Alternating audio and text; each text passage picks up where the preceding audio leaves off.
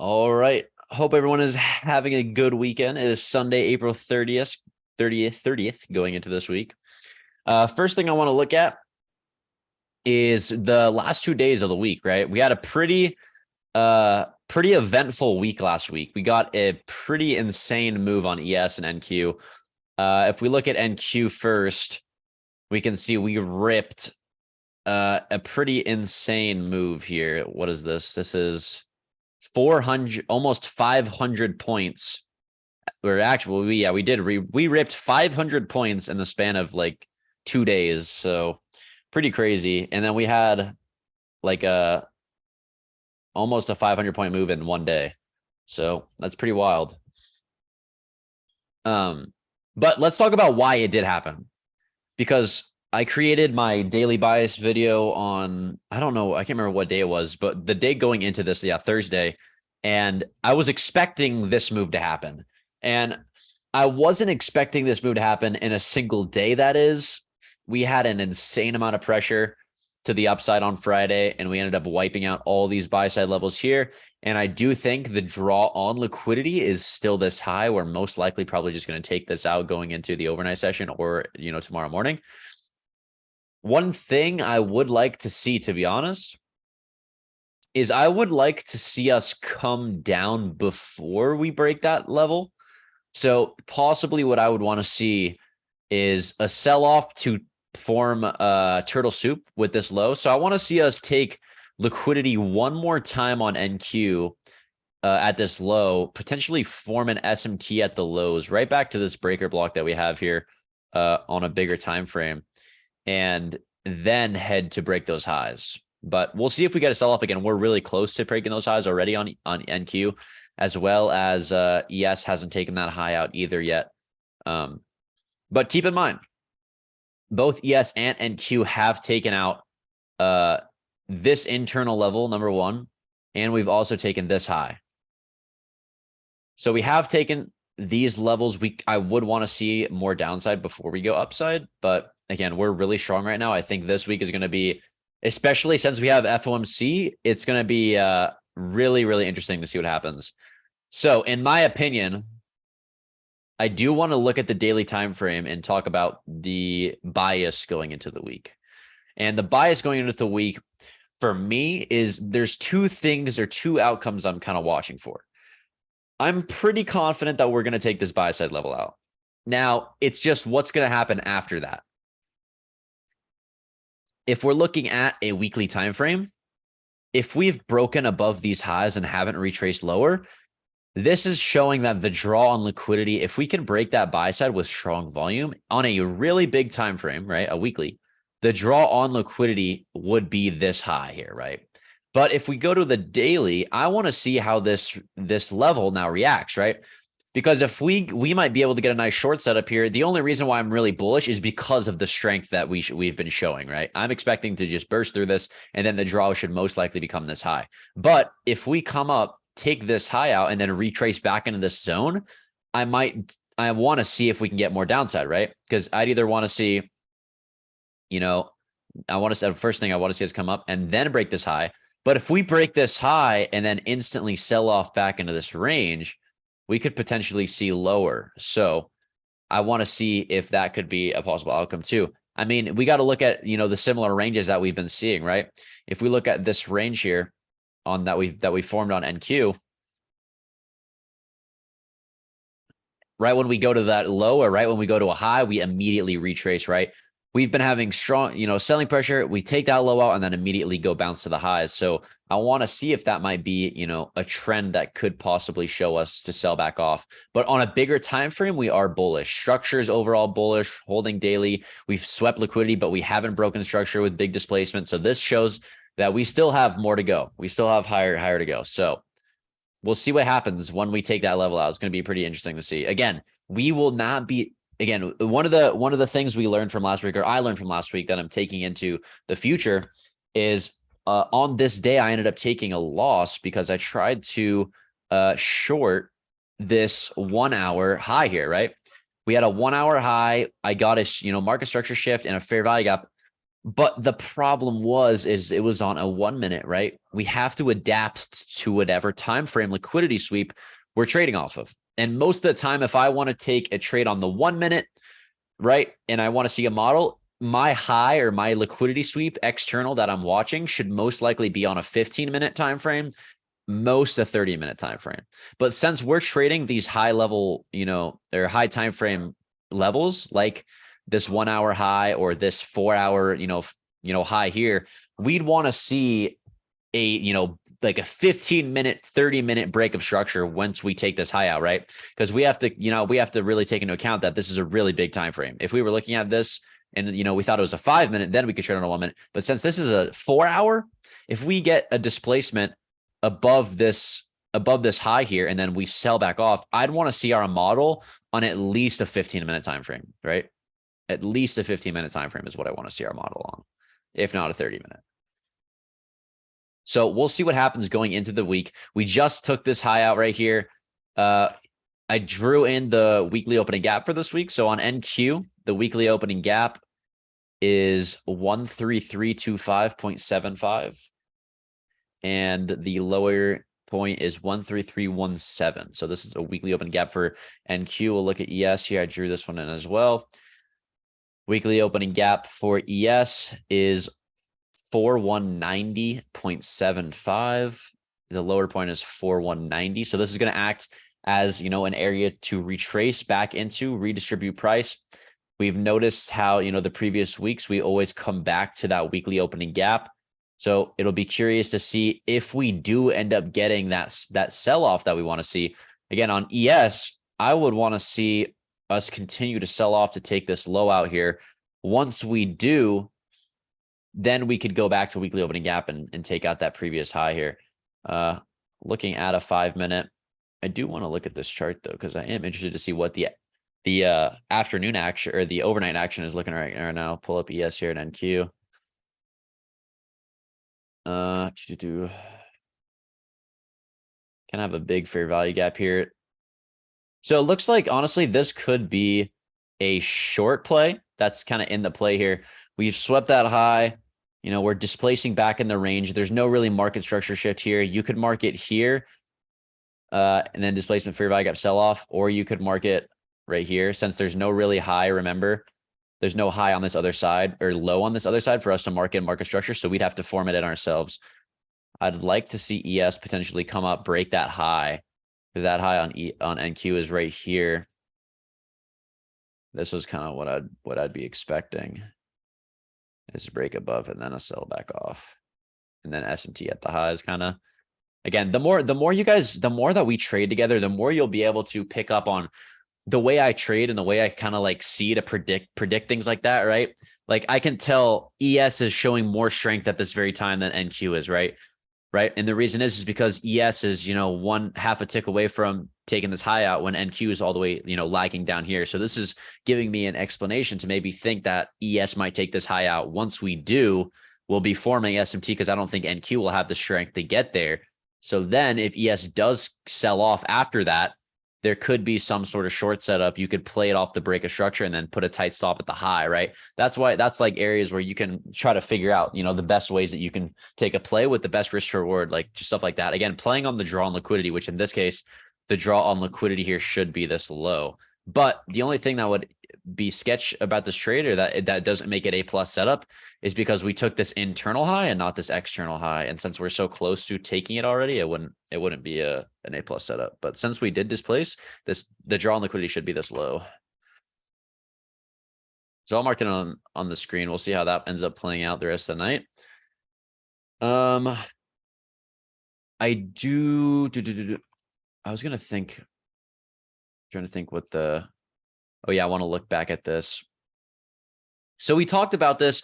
I talked about this in the daily bias video, but I wanted to go over this just a little bit, and how you can use our model to sort of navigate the markets. And a big part of it is in that video. So if you haven't already watched how I form my daily bias video, I recommend going to watch that on my YouTube, because it explains so much. And I think it has a lot of value for people that struggle to, have some sort of, and I mean, biases, I know now a lot of, because sorry, but Cheyenne in the Discord, we kind of go back and forth sometimes because he doesn't think having a bias is a good thing. And I understand why people think having a bias isn't a good thing. But when you understand draw on liquidity, right? And we have confidence in where we think the market's going next, having a bias gives you confidence to take your setups that you're trading. Now, if you don't have a bias, it's also it's not necessarily a good thing or a bad thing. I guess it's a good thing as well, because if you don't have a bias, that means you're not planning anything until it gets in your face, which is a good thing. And the reason I say that is because the best opportunities are shown when they call out to you. If you have something planned, then, when something ends up showing against your plan, you kind of are struggling to accept the fact that your plan might not be exactly what you want it to do. So when you have a bias, you get too strongly attached to a position.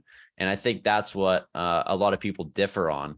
So there's goods and bads to both having a bias. The reason I like having a bias and I like forming a bias is because it gives me some sort of sense of direction for the day, and I can base a trade off of that direction, right? Now, if it goes against me, I have the discipline and the confidence to admit that maybe my bias was wrong.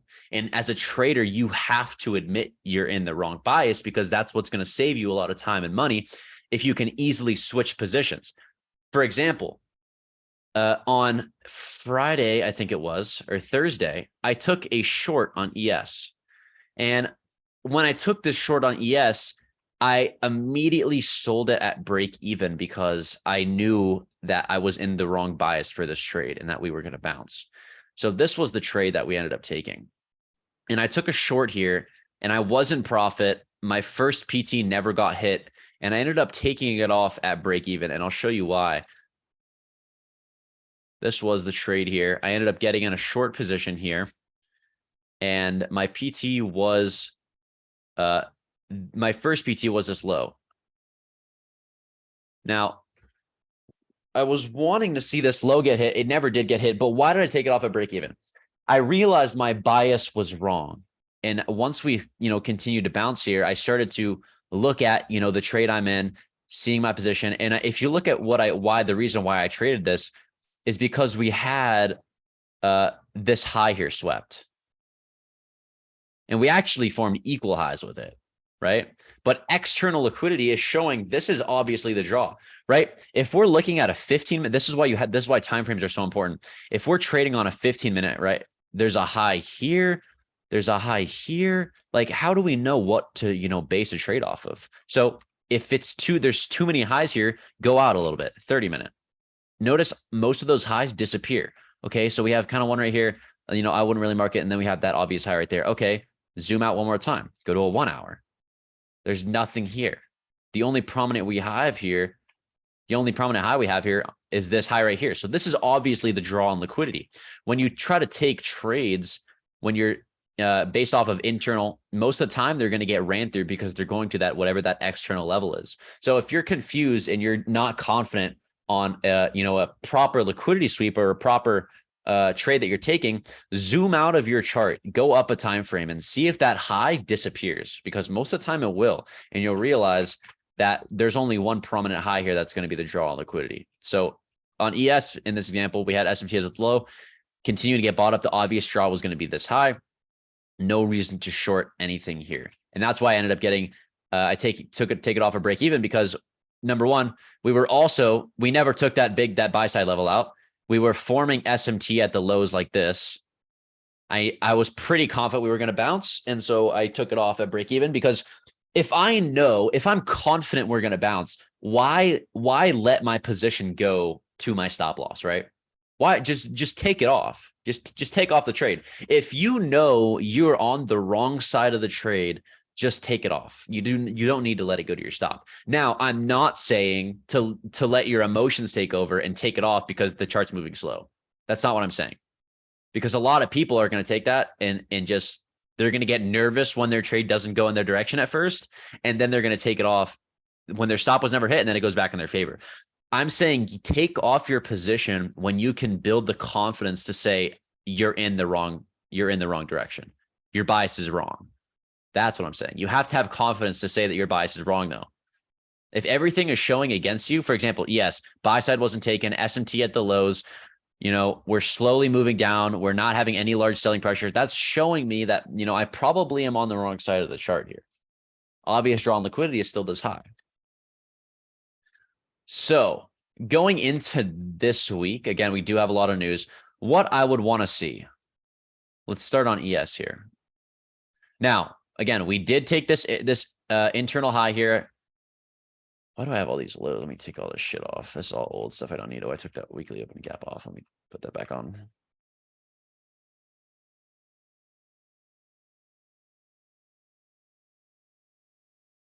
Okay.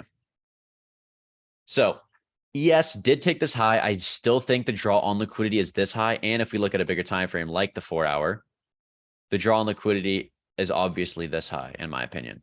And I think that this should get hit in the coming weeks. So I am bullish going into this week. Short term, again, I want to see if we continue to hold this or not. If we look at like a 4-hour, the next low is here. So if we end up selling off, we could sell off a decent amount back into this fair value gap and then end up taking that external buy side like this. Again, maybe possibly form SMT at the lows, still holding past inverse fair value gap with a new fair value gap, and then take out that external high. That could be a possibility in the coming weeks. But going into tomorrow specifically, I would like to see ES. The draw on liquidity for ES to me is obviously this low. So I do believe this low will end up getting taken out. If we continue to hold this fair value gap, I would like to see a buy model start to form here and potentially head up higher to take out, this previous high and then that external level. Again, we'll always go back to that weekly opening gap. So looking at a 15-minute, we have a 4-hour fair value gap here first. What I do want to do is I want to draw out the consequent encroachment of this level. Now, what do I mean by that? I want to see what the exact midpoint of this is. So what I do is I just take my fib, go from the high or the low to the high, whatever it is, and then I just want to draw out that 50% point. Doesn't have to be exact. I just need to know where it is. So this is the consequent encroachment of the 4-hour. So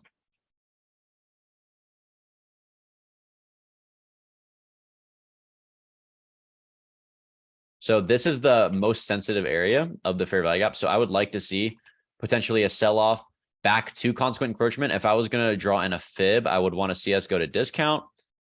And you can see that lines up almost with consequent encroachment there.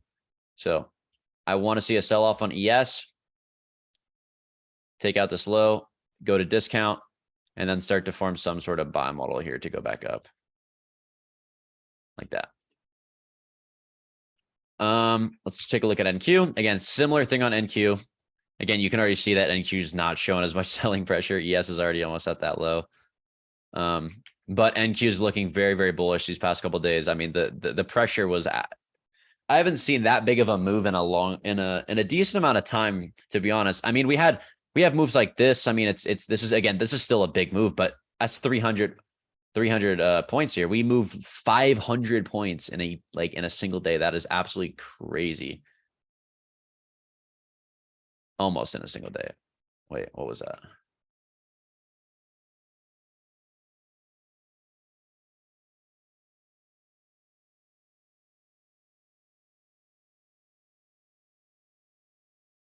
Almost around 400 points. Does anybody have any questions going into tomorrow, or any questions in general? How do you feel about news overall? Does it hinder our trading technique? Again, we try our best to avoid news. I don't normally trade during news or when news comes out. It hinders our edge sometimes, but the biggest thing I want to see is how it affects price action. Again, if news gets involved, the biggest thing for me is how is it affecting price action? If price action is not affected, then I'll still take trades. Yeah, so the weekly opening gap for NQ is 13326, 13326, and 13317 around. And then ES It is 4190 and 4190.75.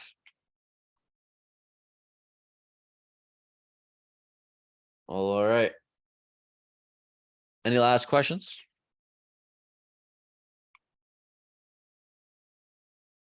Again, lots of news this week.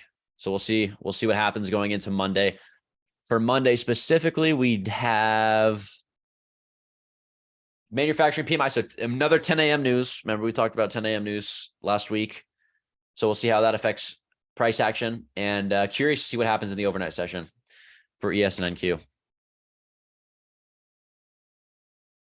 So we just wait on news, watch the market, and then take a trade if there's a setup. Yep. I mean, we don't even need to wait for news, especially if it's at 10 a.m. Then we have 30 minutes before news. If there is a setup, I would be fine taking it, but I would probably want to wait for news.